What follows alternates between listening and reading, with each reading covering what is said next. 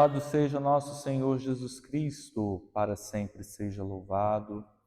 Meu irmão e minha irmã, que bom que o Senhor nos concede a graça de mais um dia.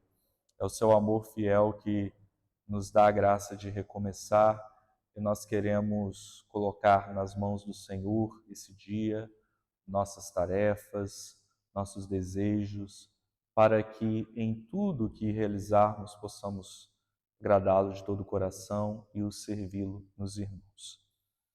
Hoje é dia 12 de novembro e a igreja celebra São Josafá.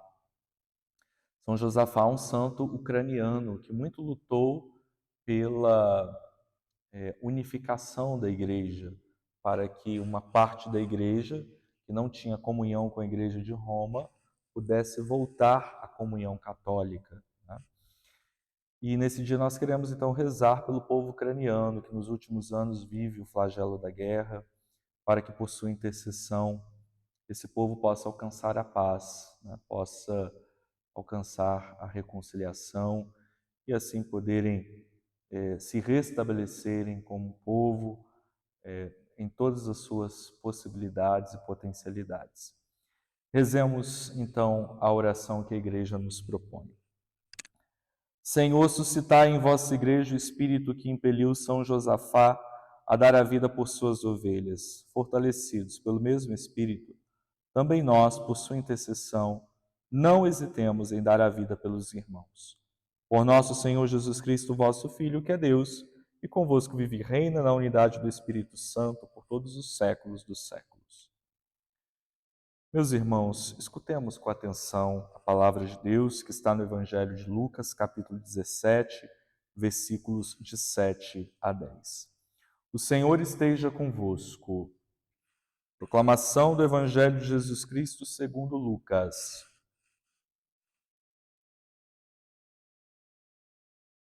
Naquele tempo disse Jesus: Se algum de vós tem um empregado que trabalha a terra ou cuida dos animais, por acaso vai dizer-lhe quando ele volta do campo: Vem depressa para a mesa? Pelo contrário, não vai dizer ao empregado: Prepara-me o jantar, cinge-te, serve-me, enquanto eu como e bebo. Depois disso, poderás comer e beber? Será que vai agradecer ao empregado porque fez o que lhe havia mandado? Assim também nós, quando tivermos feito tudo o que vos mandaram, dizei: somos servos inúteis, fizemos o que devíamos fazer. Palavra da salvação, glória a vós, Senhor. Amados e amadas de Deus, recordando brevemente algumas notas da vida de São Josafá, ele nasceu, como eu disse, na Ucrânia, no ano de 1580, no século XVI. E ele não era originalmente católico, mas ele pertencia a um grupo, a uma igreja ortodoxa cismática, que não estava ligada à Igreja Católica Romana, né? Ele decide se tornar, pouco depois, né, um tempo católico, tocado pelo Espírito Santo, e ele então se torna monge aos 24 anos, e depois foi ordenado sacerdote em 1609.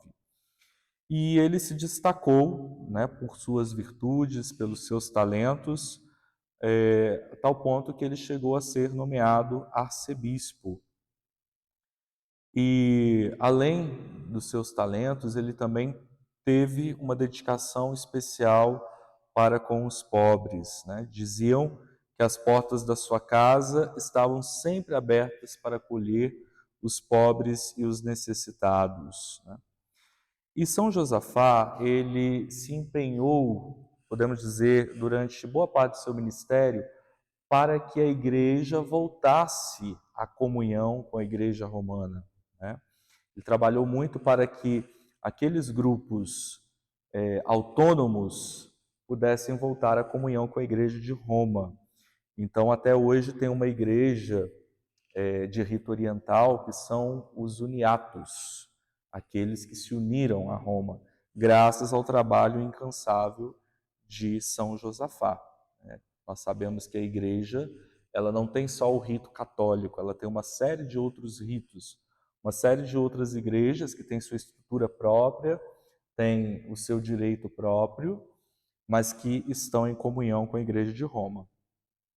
Esse trabalho de São Josafá acabou atraindo para ele grande perseguição, até o ponto em que ele foi morto, né? Ele foi martirizado por causa desse trabalho, foi assassinado, né?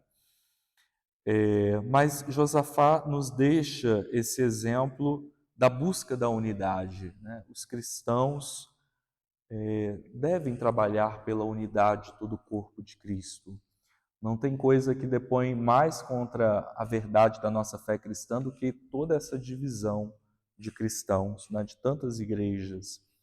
Então, é desejo de Jesus Cristo que um dia nós sejamos um com Ele, com o Pai e o Espírito. Nós devemos, então, trabalhar na busca desta unidade em meio à diversidade de formas, de caminhos de viver a fé em Jesus Cristo. E do Evangelho de hoje, eu gostaria de destacar o fato de que Jesus nos lembra que a nossa relação com Deus, ela se baseia na gratuidade, na generosidade. Nós não temos o direito de exigir nada a Deus pelo que nós fizemos. Ao contrário, Jesus se utilizando da imagem daquele servo que quando chega o patrão não vai dizer, olha, venha sentar aqui comigo. Ao contrário, vai dizer, não, serve-me a mesa e depois você poderá comer. Né? Então, para dizer que nós somos apenas servos, apenas administradores dos bens que Deus nos deu. Somos servos inúteis. Estamos tentando servir, nem sempre conseguimos. Né?